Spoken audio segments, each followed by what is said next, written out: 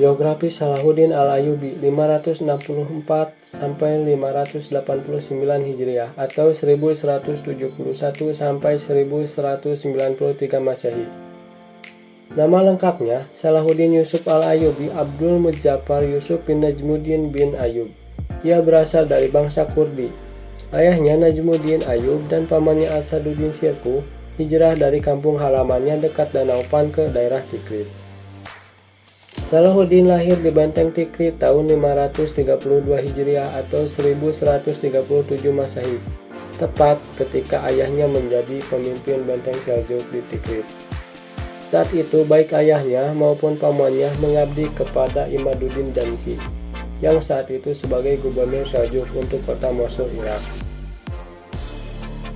Ketika Imaduddin berhasil merebut wilayah Belbek tahun 534 Hijriah atau 1139 Masehi, Najmuddin Ayyub diangkat menjadi gubernur Belbek oleh Sultan Suriah bernama Nuruddin Mahmud. Pada masa kecilnya, Salahuddin dididik ayahnya untuk menguasai sastra, ilmu kalam, menghafal Al-Quran, dan ilmu hadis di madrasah. Dalam buku-buku sejarah dituturkan bahwa cita-cita awal Salahuddin ialah menjadi orang yang ahli agama Islam. Ia senang berdiskusi tentang ilmu kalam, Al-Quran, fikih, dan hadis. Karakter kuat Salahuddin sudah terlihat semenjak masa kecilnya. Ia memiliki sikap yang rendah hati, santun, dan penuh belas kasih.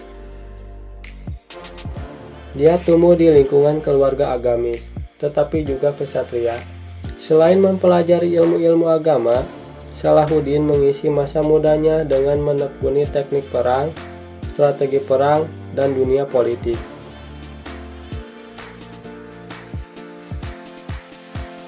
Ia pernah melanjutkan pendidikannya di Damaskus untuk menekuni teologi Sani.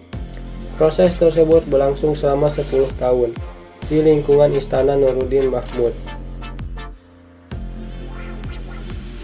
Dunia kemiliteran semakin diakrabinya setelah Sultan Nuruddin menempatkan ayahnya sebagai kepala divisi militer di Damaskus.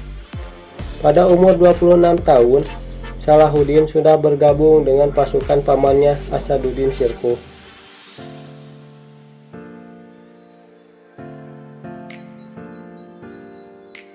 Ketika itu, Gubernur Suriah menugaskan Shirkuh memimpin pasukan muslimin ke Mesir, sekaligus membantu Perdana Menteri Shawar untuk menghadapi pemberontak di Gram.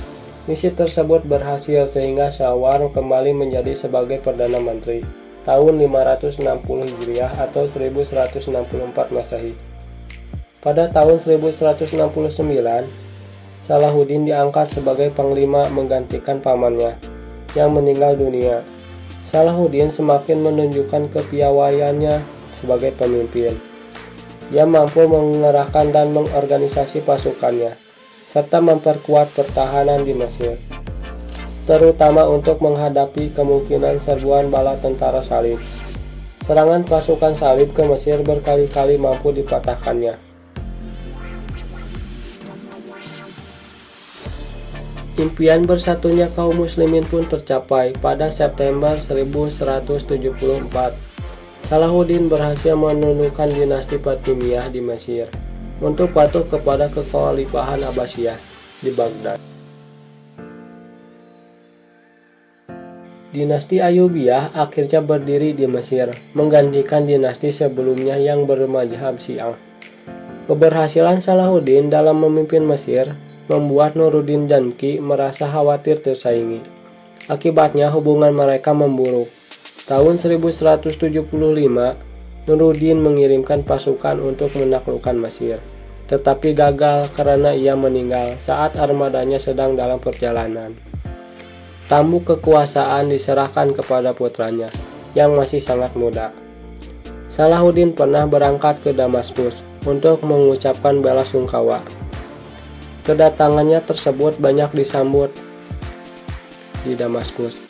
Akhirnya, 3 tahun kemudian raja muda tersebut sakit dan meninggal dunia pula.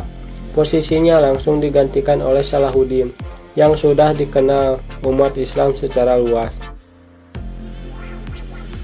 Ia diangkat menjadi khalifah di Suriah dan Mesir. Menggantikan kekhalifahan itu sendiri dilakukan Salahuddin dengan cara yang sangat terhormat. Ia menikahi janda mendiang sultan demi menghormati keluarga dinasti sebelumnya. Ia memulai kepemimpinannya dengan menghidupkan kembali roda perekonomian, menata kembali sistem militer, dan menaklukkan negara-negara muslim agar bersatu melawan pasukan salib. Impian bersatunya bangsa muslim tercapai setelah September 1174. Salahuddin berhasil menundukkan dinasti Fatimiyah di Mesir agar patuh kepada Khalifah Abbasiyah di Baghdad.